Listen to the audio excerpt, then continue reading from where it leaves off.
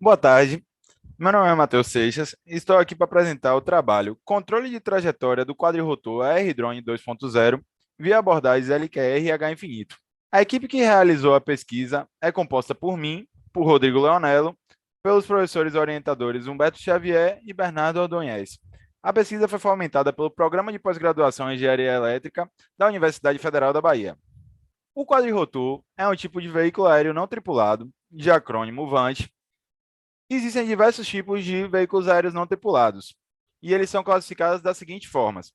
Eles são classificados de acordo com o tipo de suas asas. Eles podem ter asas do tipo fixa, né, como mostrado na imagem, que é o BQM-1BR, que foi o primeiro veículo aéreo não tripulado desenvolvido no Brasil, desenvolvido e registrado. Né? Então, eles precisam de velocidade horizontal para manter a sustentação no ar e realizar seu voo. E também os veículos aéreos não tripulados podem ser do tipo de asas rotativas, como é o caso do quadrirotor. Eles são classificados também, eles podem ser classificados quanto número de propulsores. Os multirotores podem ser do tipo helicóptero, né, que tem um rotor principal e um rotor na cauda, né, para manter sua orientação.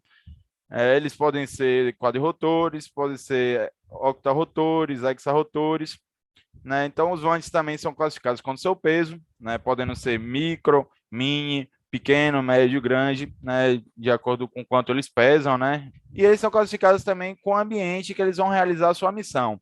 Né, que os voos podem ser indoor ou outdoor. Os vantes que percorrem o ambiente indoor, eles têm um ambiente mais controlado, com menos perturbações e com facilidade maior de realizar a localização do robô.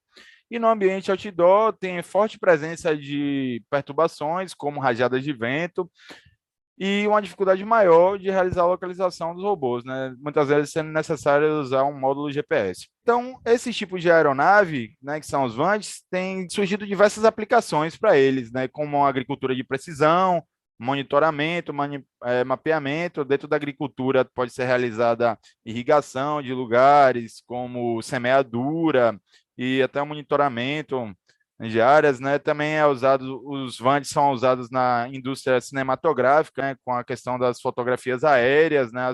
As filmagens aéreas. Os VANTs originalmente foram desenvolvidos para propósitos militares também, então podem ser usados com objetivo de vigilância ou então até mesmo de mísseis teleguiados. Também são usados na área da indústria, né? Ajudando na área de logística. Também podem ser usados como delivery, né? Como podemos ver na imagem aí, um drone do tipo Exarotor carregando uma embalagem de pizza, né? E são muito utilizados hoje em dia na área acadêmica, né? Como plataforma de pesquisa para desenvolvimento e testagem de controladores. O objeto de estudo dessa pesquisa são os quadrirotores, que são veículos que possuem alta manobrabilidade, alto payload, ou seja, o quanto eles conseguem carregar em relação ao seu próprio peso, né? E tem a capacidade também de realizar o pouso e a decolagem vertical, né? Coisa que as aeronaves não tripuladas do tipo de asa fixa não conseguem realizar, e também podem ter a capacidade de realizar o voo estacionário, ou seja, consegue planar no ar, né, e também realizar voos com baixa velocidade. A desvantagem desse tipo de veículo é a baixa confiabilidade por causa do número de rotores que ele possui, né? Caso aconteça uma falha nos rotores, ele vai perder, vai ter uma grande dificuldade de continuar sendo controlado, então tem uma baixa tolerância à falha. Ele também possui baixa autonomia devido ao seu alto custo energético, né, devido aos seus quatro propulsores tendo que manter constantemente uma velocidade de rotação para manter a sustentação do veículo, né, diferente dos veículos de asa fixa, né, que tem um auxílio, né, com movimento horizontal, né, na sua sustentação, e eles são uma plataforma naturalmente instável, né, precisando de uma estrutura de controle para manter a sua estabilidade.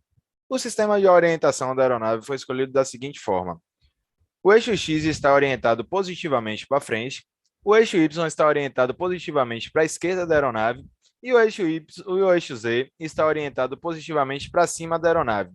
E os ângulos de Euler são mostrados na imagem da seguinte forma: o ângulo de rotação em relação ao eixo X, que é o ângulo de rolagem, está representado pela letra φ na figura.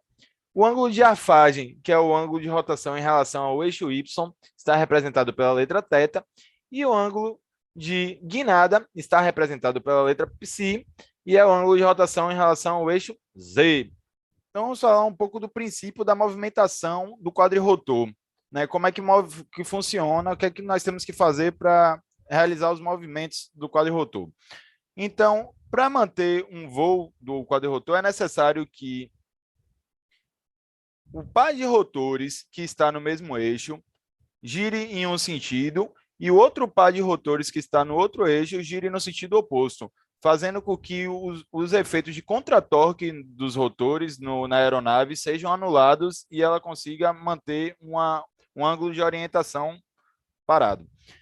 Então, para realizar movimentos verticais, como podemos ver nos itens A e B, né, ou seja, botar a aeronave para subir e descer, para quando queremos que a aeronave suba, nós temos que aumentar a velocidade de todos os 4 rotores simultaneamente. Para fazer com que a aeronave desça, é necessário diminuir a velocidade de todos os rotores simultaneamente. Para realizar movimentos laterais, é necessário fazer com que um par de rotores se mantenha com velocidade constante, enquanto o outro par seja realizado um desequilíbrio de velocidade. Assim, ele consegue realizar movimentos laterais, como mostrado nos itens C e D.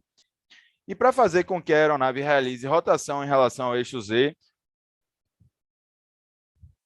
um ângulo de guinada, é necessário fazer com que um par de rotores gire com a velocidade superior ao outro par de rotores, fazendo com que o contratorque se desbalanceie e a aeronave gire em relação ao eixo Z. A plataforma escolhida como objeto de estudo dessa pesquisa foi o R-Drone 2.0, que é um quadrirotor da categoria micro, por pesar cerca de 460 gramas, e tem a disposição em forma de X. A aeronave conta com unidade de medição inercial, com acelerômetro, giroscópio e magnetômetro, com 2 câmeras, uma orientada para frente e uma orientada para baixo. Aí, orientado para baixo, também ela possui um sensor ultrassônico, que ajuda na medição da altitude. Ela conta também com módulo GPS. Como unidade de processamento principal, ela possui um processador Cortex A8 de 1 GHz e 1 GB de memória RAM. O sistema operacional que roda o processador é um Linux e o sistema robótico de integração é o ROS. A plataforma conta também com um piloto automático.